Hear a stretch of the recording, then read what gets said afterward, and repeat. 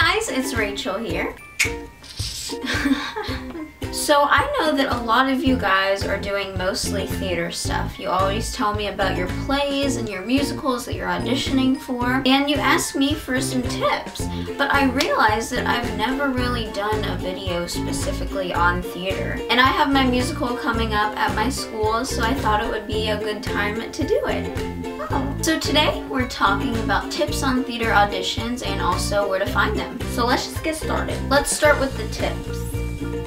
Number 1, know what and who you're auditioning for. Make sure you know what kind of theater production it is. So if it's a play or a musical, that can determine a lot, like what you need to prepare and also so you know what kind of skills you're going to need to showcase. Research the show. It's important to at least know the storyline of the play or musical so you know if you want to be a part of it, and it will really help you develop your character more so you know why you're saying the lines that you are and why this scene is happening. Pick your character wisely. Usually with theater, there's a lot more freedom that goes along with this. I find that when I'm auditioning for a film project, I am given a specific role based on my age and my look, and obviously that comes a bit into play with theater. Like, this man could not audition for this part.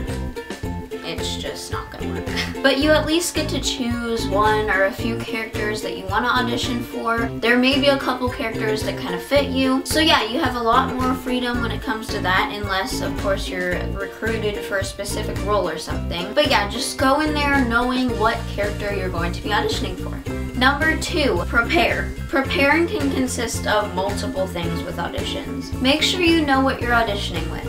Usually in the audition information, it will give you a specific song or monologue or scene to prepare, or it will say prepare a monologue or song of your choice.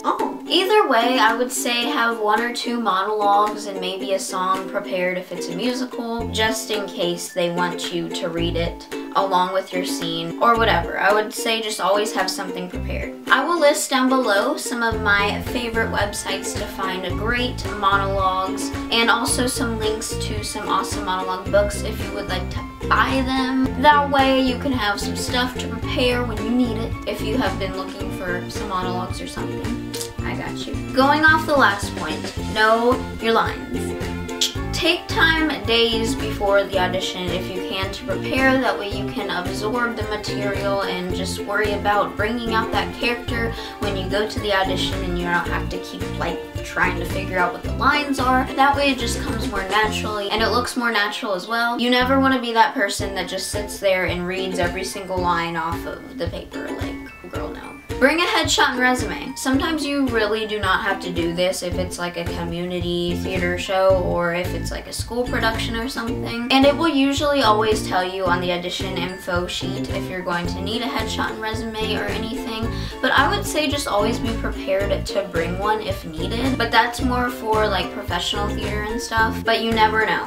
So I would say just have them prepared just in case. Be prepared to read for multiple characters. Even if you went in there knowing every single line of this certain script and you just really wanted this certain character really bad, the casting director may see you as somebody different. In that case, just be open to do it and just give it your all. You may end up getting casted for that character and like it better than you thought you would. The casting director probably most definitely knows the characters better than you do, so if they want you to read for a certain role last minute, that probably means that they see you as that character, which is great and may get you a role in the show. So number 3, develop your character. Research your character a ton and know how you want to present yourself. If you've seen other productions of this certain show, don't think you have to say the lines exactly how this certain person in this other show did. You know, put your own spin on it. Who knows, maybe that's what they're looking for. They may even like your rendition better than how others are doing it, and they may say, wow, I see this character. I want to cast them as this role. Also, feel free to dress as your character if you want. This can be really helpful to develop and provide a visual representation of who this character is. Also, if you have to prepare your own monologues or song, pick ones that relate to your character. So take into consideration if it should be a dramatic or silly monologue, or if if you're singing a song, make sure that you pick one in the range of what your character would sing, that sort of thing. That way you can just really become your character. Number 4, project and enunciate. If you're used to film or you're just getting started with acting, it's easy to forget that the casting directors are not sitting 2 feet in front of you, most likely. But you just have to make sure that you're speaking loudly and enunciating everything. It's very easy to sound muffled or quiet if people are hearing you from far away. Even though you're speaking in your normal voice, that just doesn't cut it when you're on stage. Also with theater, you kind of want to over-exaggerate everything. Again, goes along with the last point. A simple face or hand movement may not be picked up by the audience, so you want to overemphasize everything that you do. My acting coach showed me a great example of this. This is theater. Hey, look out the window! This is film. Hey, look out the window! Seems kind of funny, but it's true. And finally, number 5, be confident. A lot of times with theater, with its musicality and its big gestures, it can be a lot more happy and upbeat than film. Meaning, give it your all and go in there with tons of confidence. Confidence is key with any audition because casting directors can see confidence and it's so impressive. It shows that you want to be there and that you're excited about this show, which is obviously somebody that they would want to be a part of their show if they're excited and happy to do it. Also be ready to talk and be engaging. There's a possibility they may ask you a lot of questions like what other acting experience you have or just personal questions about you so they can get to know you better. Answer them truthfully and confidently. As nervous as you may be for this audition, put a smile on your face and just remember that the last thing they expect is perfection. Just do your best and know that that's all you can really do. If you don't get casted, that's okay. It simply means that this role was not right for you and another one will come along in some time, I'm sure. Remember that there's always next time. You got this. So how do you find theater auditions, you may ask? Backstage.com is great for this. They put up tons of listings in the US when they come up, and I know that they try to keep it as legit as they can so you're not going to a fake or rip-off audition or anything like that. And I'll put other websites down in the description if I find some good ones that have good theater listings and stuff. But also for local auditions, your newspaper is great. Also the news sometimes talks about big auditions in the area if there is any. Also Google. Google is really great for finding any auditions. Just search play or musical auditions in your area. And it's as simple as that. Theater auditions are so much easier to find where I live rather than film auditions. So hopefully it's the same way where you live if you're looking for some.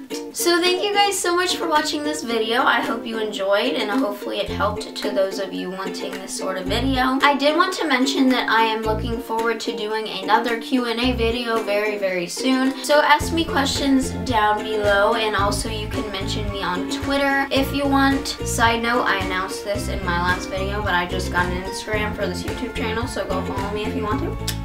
But yeah, I hope you guys enjoyed. If you did like this video and it helped you out a little bit maybe, just give it a thumbs up and that lets me know that and it makes me very happy when you do that, so thank you. Also give me a comment down below with any video requests you have or questions, or list down below if you have any theater tips to tell everyone. I'm sure everybody would love some more tips. I know I would. And subscribe to this channel for weekly acting videos and follow me on Twitter and Instagram if you want. It's the same thing, so I don't know why I'm doing that. But yeah, I love you guys and I will see you in my next video. Bye! And I saw that I uploaded it on March 30th, 2014. And I was like, what? What?